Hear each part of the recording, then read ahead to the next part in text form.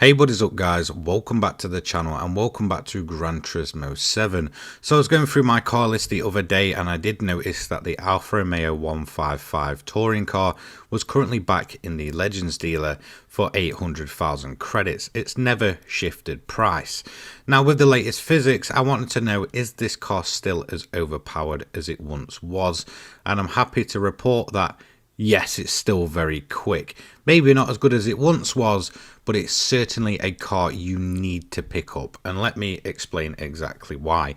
So first and foremost, we're going to go ahead and have a look at the price. As you can see, this thing has remained the same price since the game launched back in March of 2022. It's 800,000 credits. As you can see, it's got 413 brake horsepower, four-wheel drive, and weighs just over 1,000 kilograms. This car has a standard PP rating of 655.50, so it does look very good on paper, but does it still stand the test of time? And I'm happy to report yes, it does. So we're going to do a car review, updated obviously since we've cleared off the lap time leaderboard. This car is only eligible to run the Nordschleife one just due to the fact that, you know, although it does take kind of performance upgrades, overall it's not really a custom car and it cannot really be ran for our modified leaderboard. So let's talk about this car. Now, very early in the game, this car was available for 800,000 credits. I think as soon as the game launched, not many people managed to get their hands on it back at that time. I think it was only around for, you know, a few days at most before it kind of went out of the Legends dealer and we had to wait once again. However, once it returned, people flocked to this car as it was very much the king of Group 4 for the longest time. Even BOP'd, this thing was absolutely incredible, massively helped by that four-wheel drive system. Now obviously there's been a few kind of changes done to Group 4 over, you know, kind of since that period of time.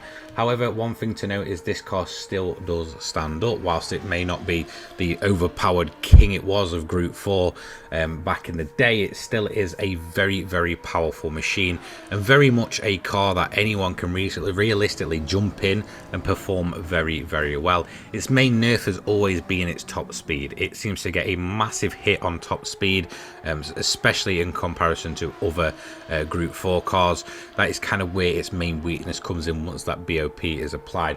But overall, this is still a very, very quick car, and definitely one that if you are kind of wanting to get into the Group 4 races and such, especially with kind of, you know, the likes of a lot of the big races being Group 4 races, then in all honesty, this is a very, very good starting point. I know there is a lot of newer players out there, especially with the game being on sale again recently, that might not know really anything about this car. So let me give you kind of a bit of history in terms of Gran Turismo 7.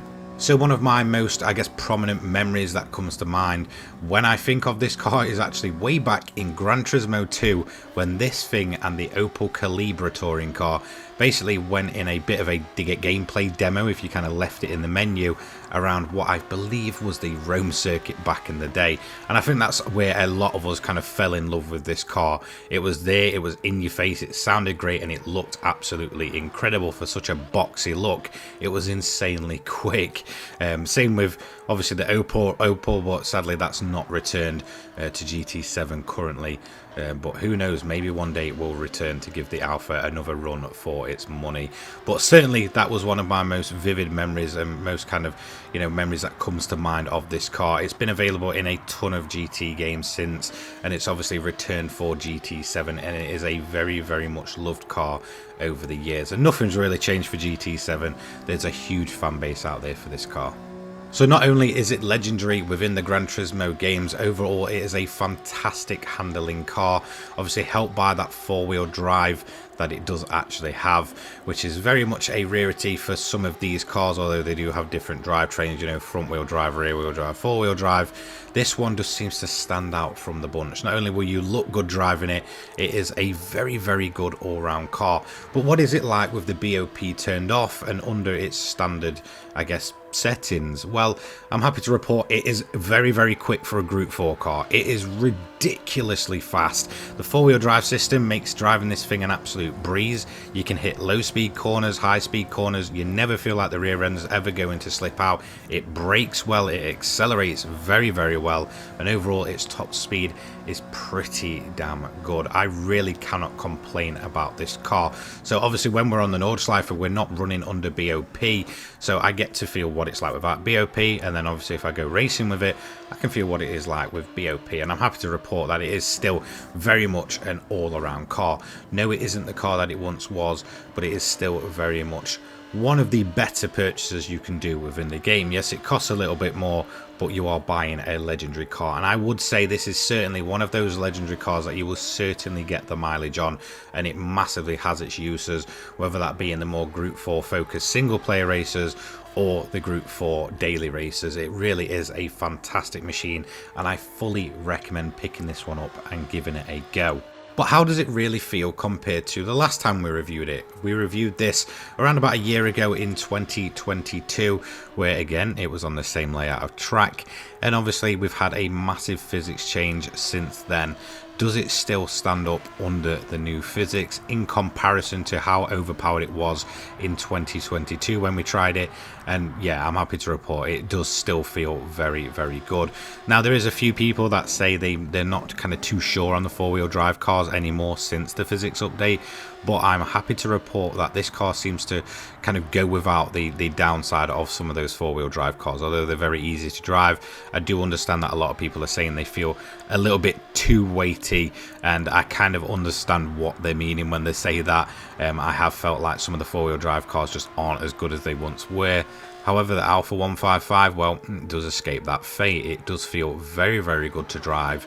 The four-wheel drive system definitely doesn't bog it down. If anything, it does help it. It is a very, very stable car. So no, the physics change, although it's kind of, you know, slowed down pretty much all of the cars and made them feel more weighty. This is one that still feels absolutely fantastic to drive. It almost sticks to the road.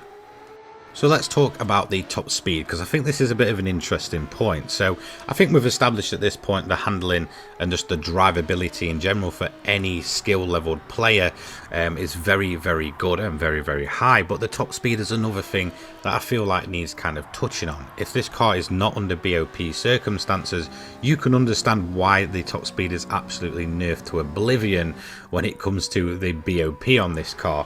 This thing is mightily quick for a Group 4 car, hitting well over 170 miles per hour, closer to the 180 miles per hour mark, and that is, you know, almost better and kind of on par down the straights as some of the Group 3 machines when they're not under BOP. It is absolutely nuts. This thing just seems to be able to do everything, and it does it all right.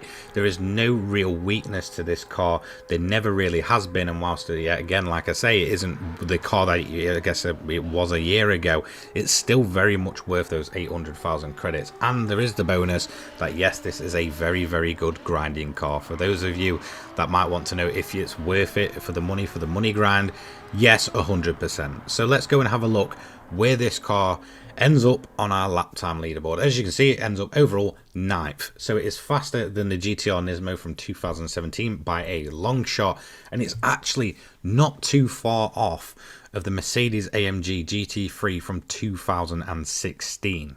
So there you go, the benchmark is well and truly set for other Group 4 cars to come up and have a test against the Alfa Romeo. It was originally the fastest Group 4 on the previous leaderboard, and I've got a feeling it's still very much going to be that way.